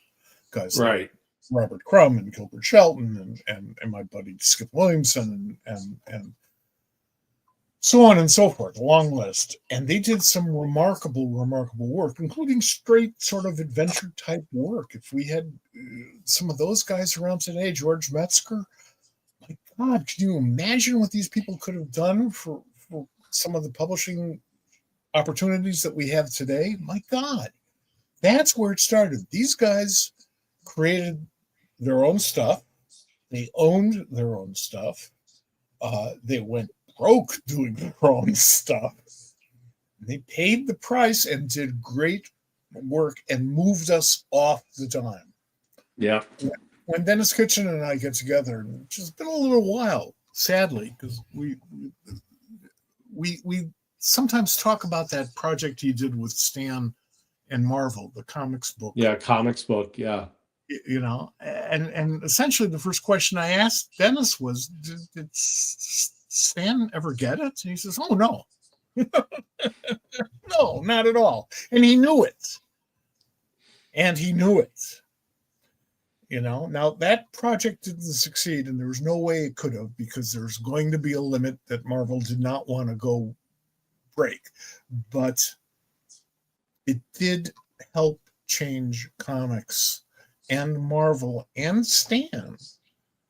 I mean, for all the nonsense that Stan is going through, and some of it is deserved, his heart, in terms of his worldview, was in the right place.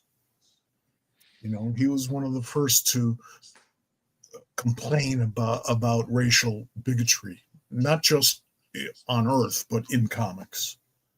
And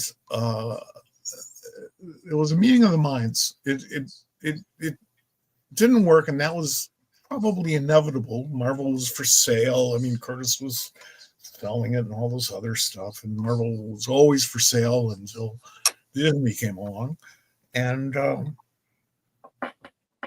it moved the dime. It just moved it. Yeah. In an area where we really needed it.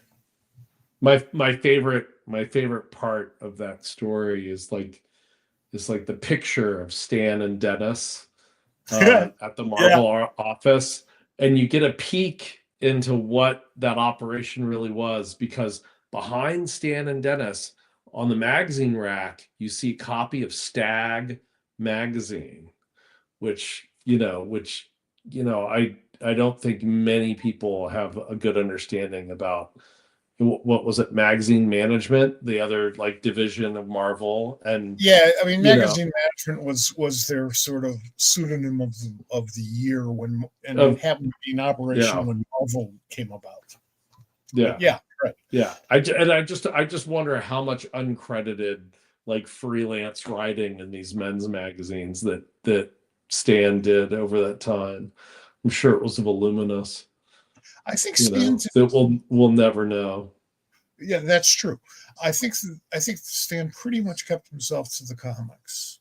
For one thing, for a good period of time, Martin Goodman, the publisher, had to fire everybody but Stan and I think John Porton, because they needed somebody to do the pay stubs. And they operated off of inventory for a while. If they needed more stuff, Stan would write it.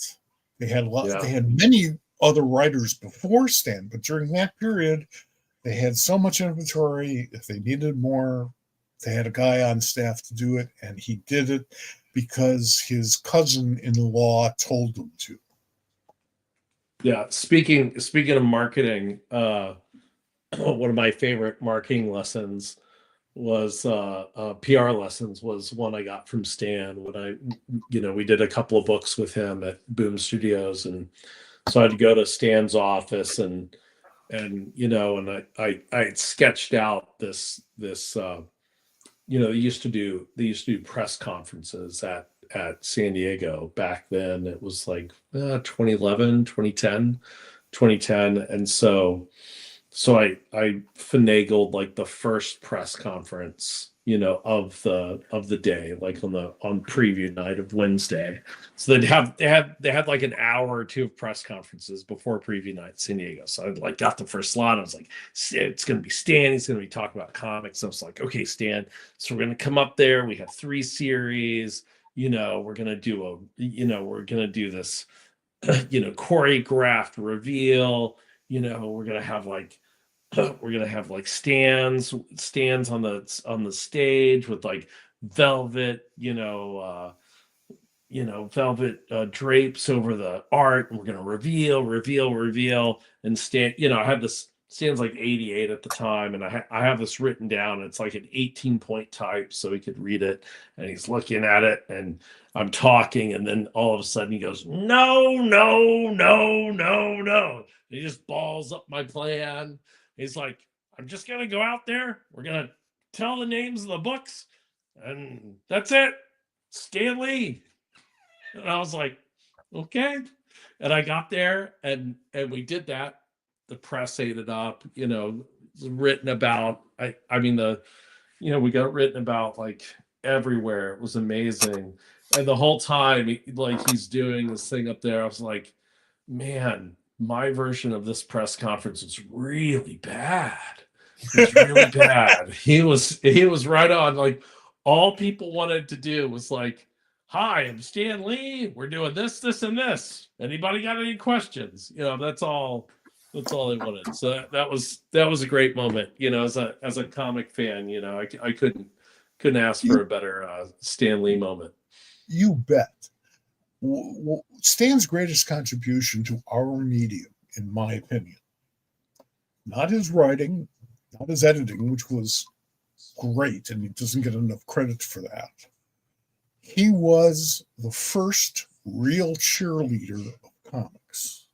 Oh, absolutely. Time when we needed it, because we were 10 years past Wortham, and all this exciting stuff was being done. The Marvel books in particular were being sold in college campus bookstores, and he was on the talk shows and he was doing appearances.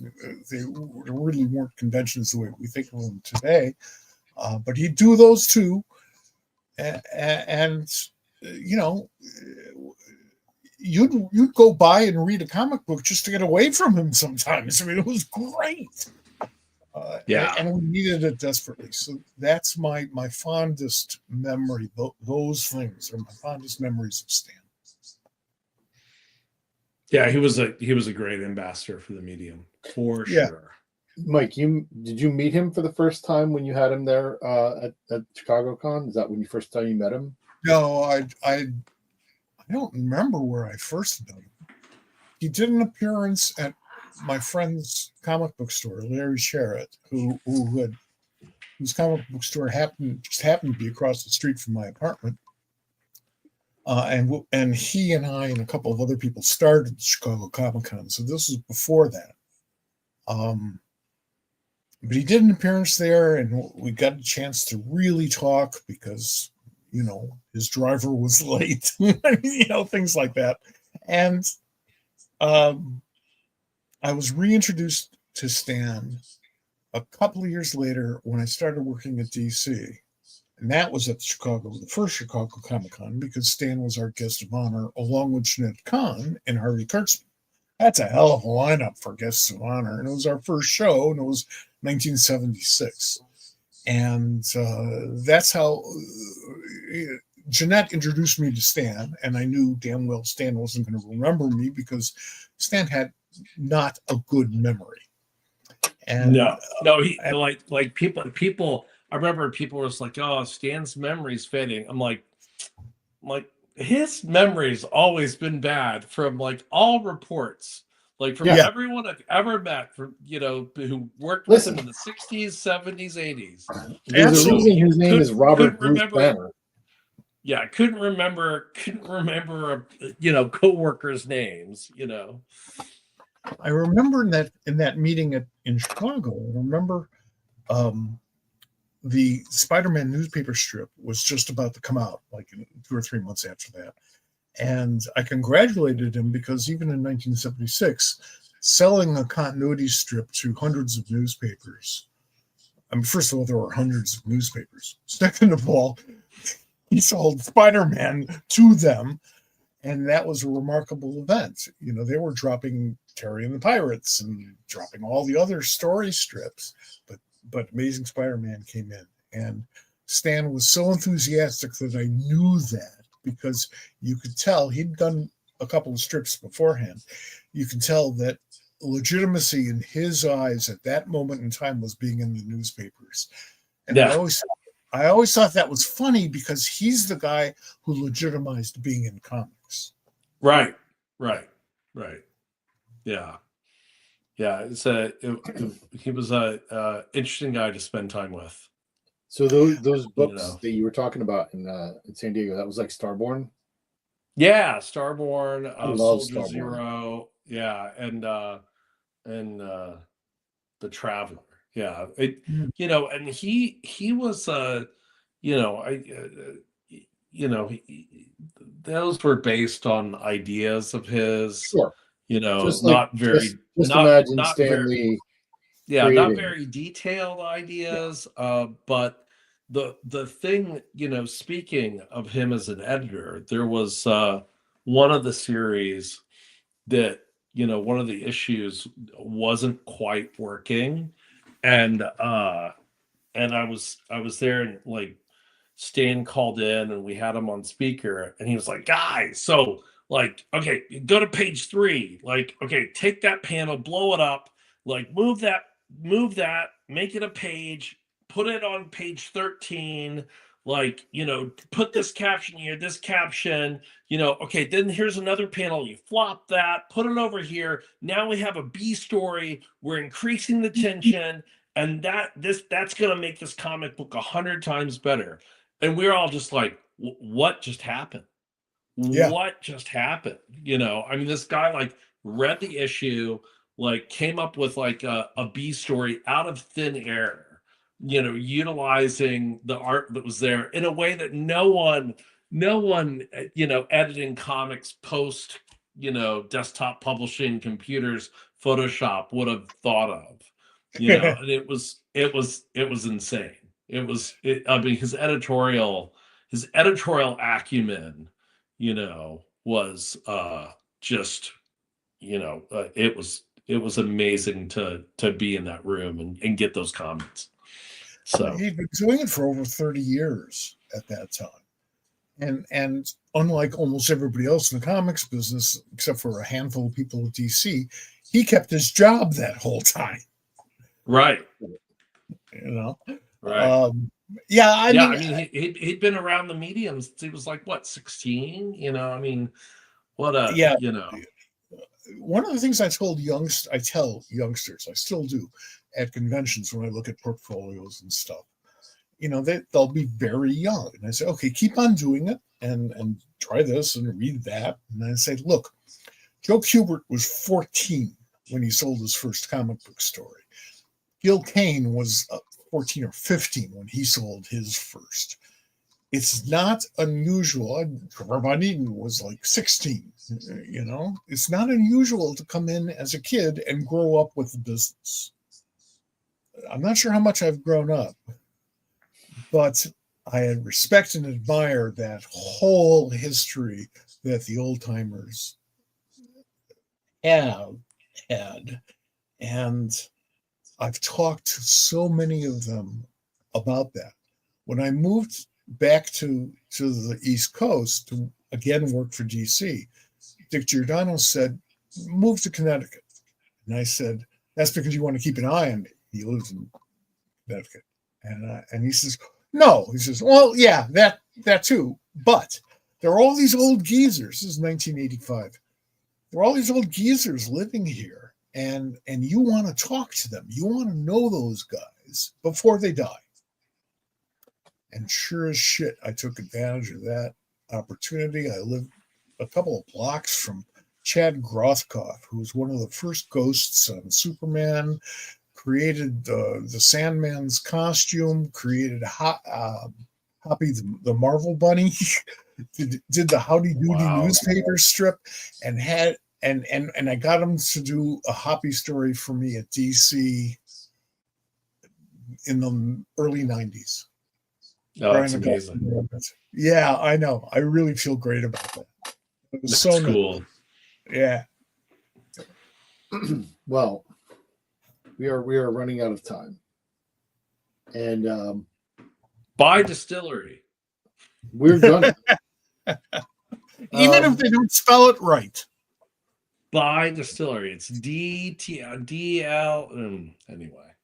It's good. It just there's a Y, no other vowels. No, I love it. I love it when people go like, why no vowels? It's like, have you put distillery in Google? Have you seen the results? It works. It works very, very well. No, it's perfect. Yeah, that's good. It's brilliant. Yeah, I mean, I love it.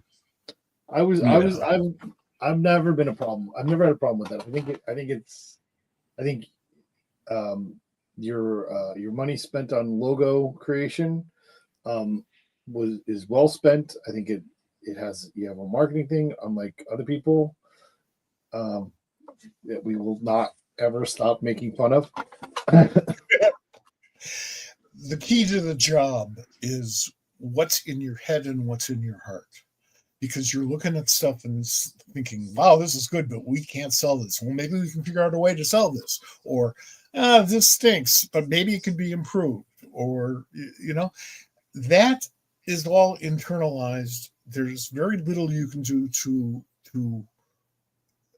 increase that knowledge other than to just do the work. So every once in a while, we see guys like you, Chip, who deliver.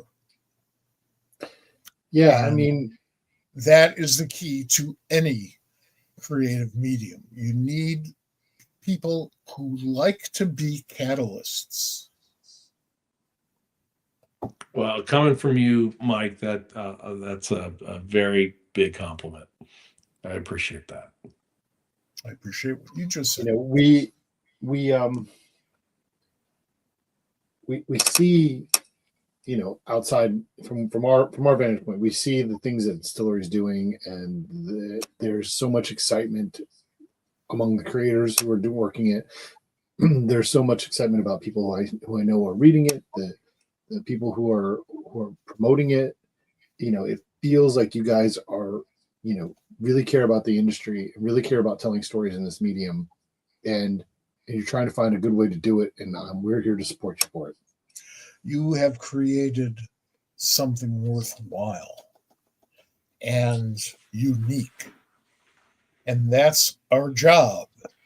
But it's also, Sisyphus's job. Let's get that boulder up the mountain. So my hat's off to you, Chip. Thank you, sir. Thank you. All right, so we will have you back. You'll come back and we'll talk about some more stuff. We can come up with some more questions to ask Mike, because that's what we need to do. I got tons of questions for Mike. All right, good. There's a dinner ahead of us that we've only been trying to schedule for about a decade. I know. And I'd love it to be in Chicago, because I still remember you wanted to see some of those locations, and they're still there. I know. I missed Heartland Cafe is no longer there, and I always wanted to go to Heartland Cafe. I still correspond with Mike James. Really? Very. I don't know if Mike will remember me, but because he and I snuck into Cuba in 1997. With Steve Tapas and some other people. Oh my! Steve Tapas, I worked with him on radio. He was with Resident Bang. I went with a bunch of old SDS people. They all a lot of them thought I was a CIA plant, because I knew more about their backgrounds than they did. But I was just a fanboy. I got a lot of that myself. Yeah. But you're not paranoid if they're really out to get you. Yeah. Oh yeah. Yeah. Yeah. That was a fun trip. What's Michael up to these days? Photography, at which he is brilliant. Check him out on Facebook. He does, have sort of a Heartland Cafe podcast or something. That's really cool. But here's a quick one, and then I guess we're going to have to jump off the ether.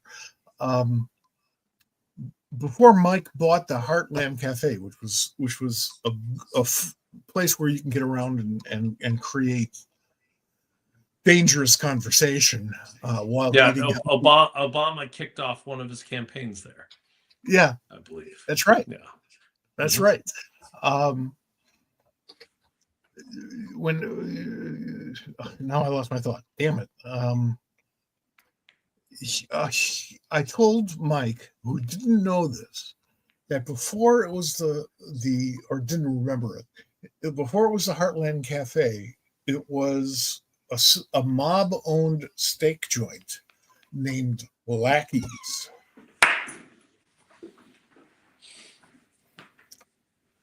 I haven't shared that with anybody for a long That's time. amazing. Yeah, that made our day. Everybody was 'Cause- laughing their asses off all day with that one. And he and Steve were in Rising Up Angry, right? That Oh, was the it's group they were in. you. Yeah. Mhm.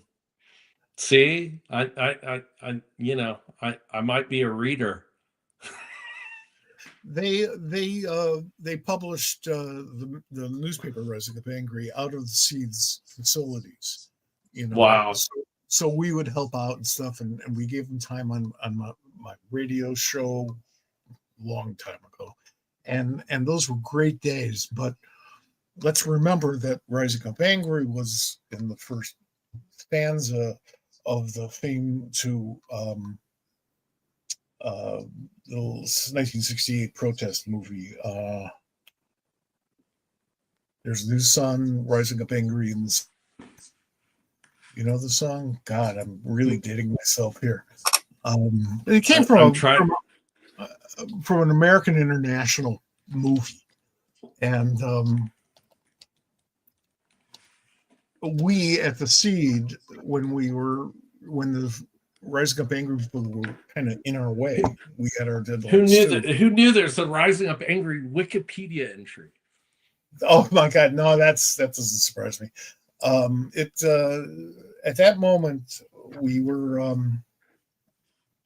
call them falling down drunk, and Tapas in particular didn't care for that because they took things more seriously than yippies do. Oh, we lost him. God, we lose more creative people that way. Oh my goodness, that just dropped. He just dropped right out of us. I didn't do that. Apparently, he forgot to pay his internet bill. Wow, that was crazy. If he comes back, we'll give him a sec. But that was a little. What a great conversation. This was.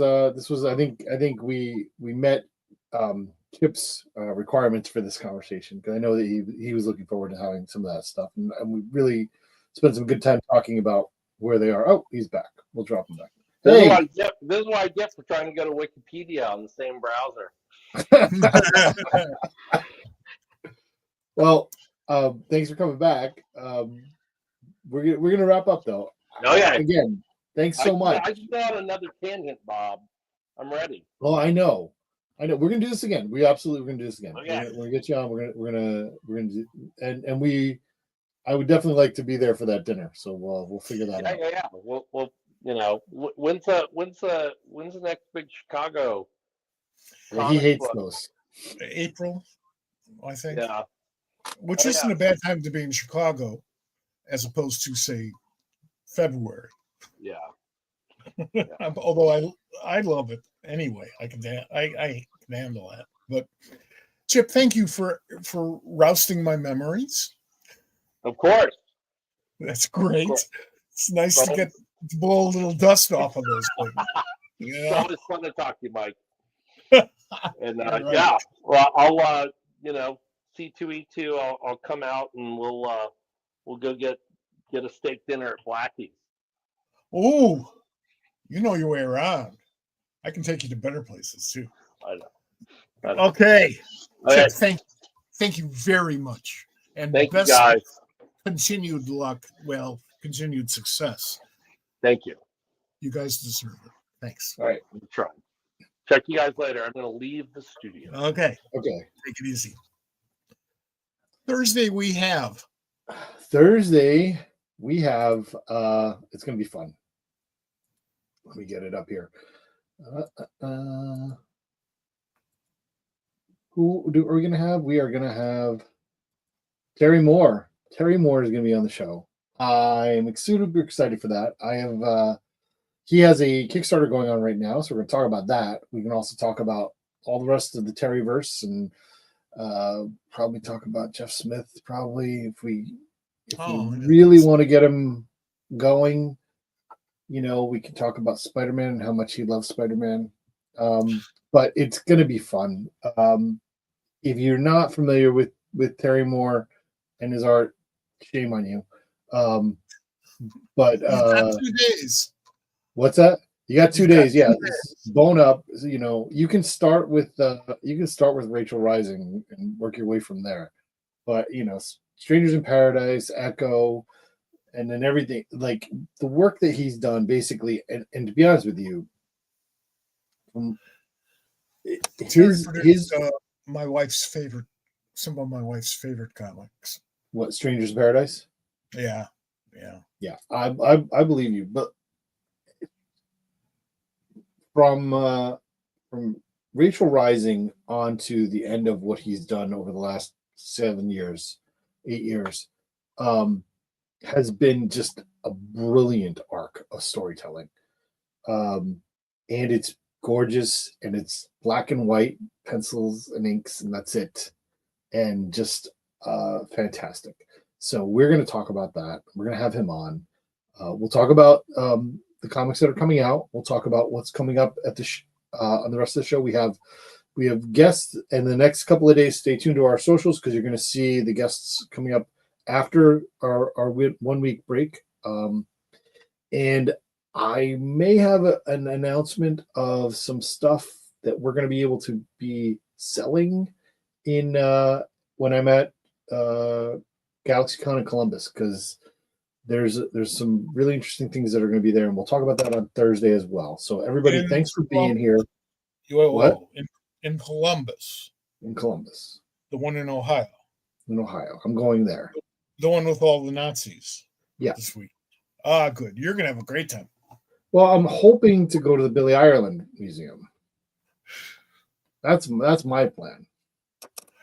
I'm going to bring Superman to Columbus, Ohio. So we'll talk about that. All right. Thanks everybody for being here. We will see you in 2 days. And all right, Mike. Say good night. Guys, we need you. We love you. Thank you for being with us. Take it easy.